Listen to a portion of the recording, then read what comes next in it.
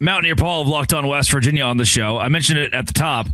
We don't have a Locked On Bearcats. So, Paul, I'm going to, pull you in, bring you out of the bullpen. Sorry, Arm Barn. PETA doesn't like bullpen. Arm Barn to take the reins here because you follow the Big 12 and Big 12 basketball so closely.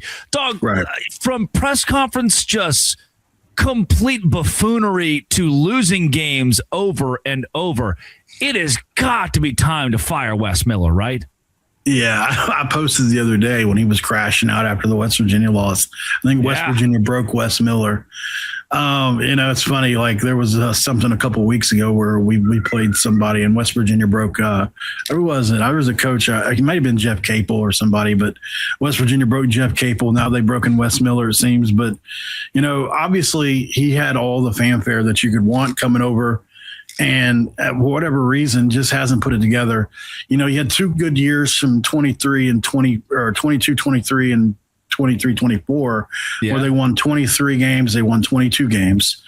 But at Cincinnati, you're technically, Bob Huggins built a basketball school there 100%. And an elite basketball school at that.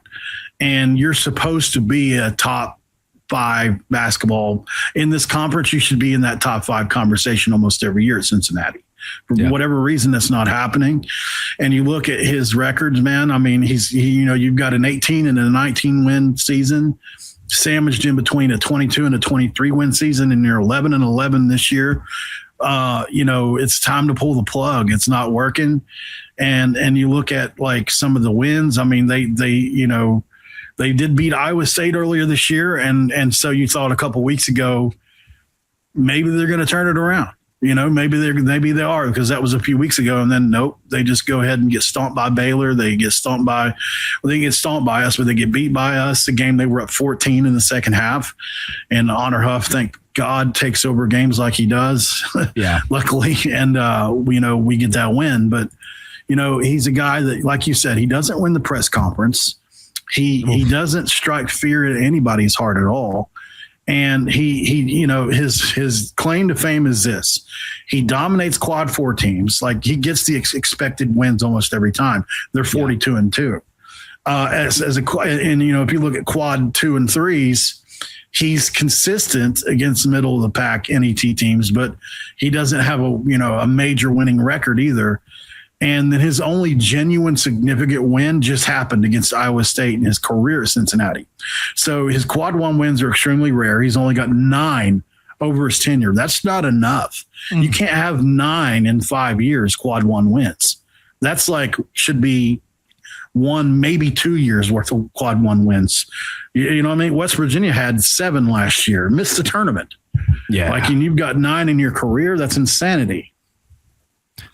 Paul, man, I said to you off the air that it's hard to say West Virginia and Cincinnati are sister schools, right? I don't think that's the right way to put it. But there are parallels, similarities between the two fan bases who feel overlooked over time, right? Who feel like, yeah, man, we're just kind of this, and maybe part of that's this American Conference or Big East vibe of we were just there for a long time, fighting against the machine, trying to win and make ourselves relevant. Cincinnati feels that. West Virginia feels that.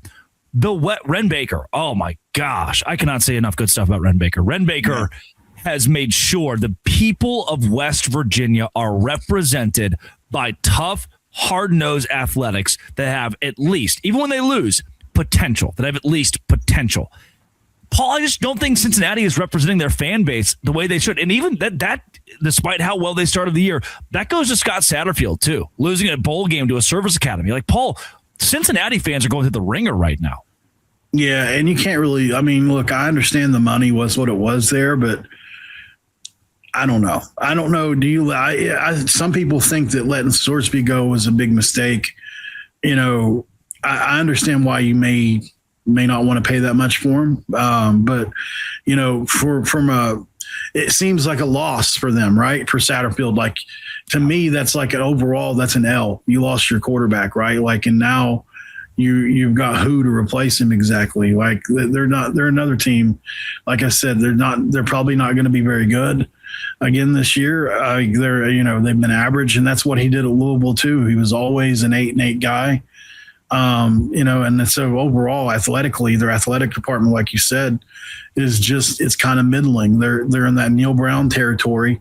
I feel like West Virginia at least has an excuse. You hired one bad coach that got 6 years, and then you replace him with Rich Rodriguez, and hopefully from year 2 on things go well. Name a team, and I mean over the last 20 years that's had a rougher stretch in basketball than West Virginia. You've gotten your 4th coach in 4 years. How often does that actually happen? How often does a team hire 4 coaches in 4 years at the Power 4 level? I can't think of it. Never, it doesn't happen. So Ren Baker has inherited just an atrocious situation. And yet still West Virginia should have been in the tournament. You remember me and JT went back and forth on the squad. Because his dad was on the committee and they let North Carolina in because Bubba, come on, man. Yep. They had, I don't want to get on it all over again, but 0 quad 1 wins. And your best team in the ACC was an 8th seed. And West Virginia had Gonzaga, they had Arizona, they had Kansas. It's insane. But, I went off into a tangent about West Virginia again, but Ren Baker inherited a horrible situation. Yep. And like you said, I feel like he's represented us so well in spite of all that. And that's not even counting all the other things that have happened with Huggins, that whole mess and everything that started it all. That was basically his first full year. So he got hired in 2023. And by, let's see, he got hired in 2022, late 2022, 2023, that slapped him. So, he wasn't there very long before things hit the fan. But yeah, Cincinnati, as far as they go, what are the expectations for that program? I've always felt like in football that they've been a team that has potential to grow because of the area they're in, and all that. But it seems like they don't have a lot of support. And basketball wise, it's like that. It was literally, what Bob Huggins did and what Mick Cronin did. Yeah, it was the baton was ready to be passed off to somebody else to keep that moving.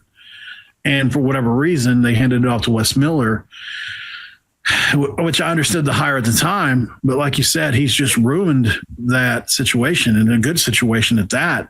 And now they have, I was just talking to Chatterbox Sports the other day, which is a larger Cincinnati, program, that they don't know what's going on as far as the support. Like, people are out on Wes Miller. They're struggling. They can get one really good player every year. Right. And it seems like there's a bunch of role players surrounding that guy. And that's kind of where their program is right now. They need exactly what Oklahoma State just did. They need an Eric Morris situation to reinvigorate people. And like you said, fire Wes Miller, get it over with, pull off the Band-Aid. Could Cincinnati make a run down the stretch and get in? They'd have to win almost all their games, but yeah. But outside of that, it's got to be over soon. Yeah. And Paul, they could hire the guy from St. Louis. I think they'd be in good shape. Yeah, they're mid-major coaches who deserve an opportunity. Miami of Ohio. They're mid-major coaches in the area who deserve opportunities. That is Mountaineer Paul, Locked On West Virginia. Drake Toll with you from Locked On Big 12. Good. I told you off the air, Paul, 30 minutes, the fastest 30 minutes. You and I get together and it happens. It happens quick, and it was awesome. All the perspective from West Virginia to Wes Miller in Cincinnati. This has been and always will be. Thank you for making our shows your first listen every single day. Locked On, a crossover with West Virginia and Dose Grande.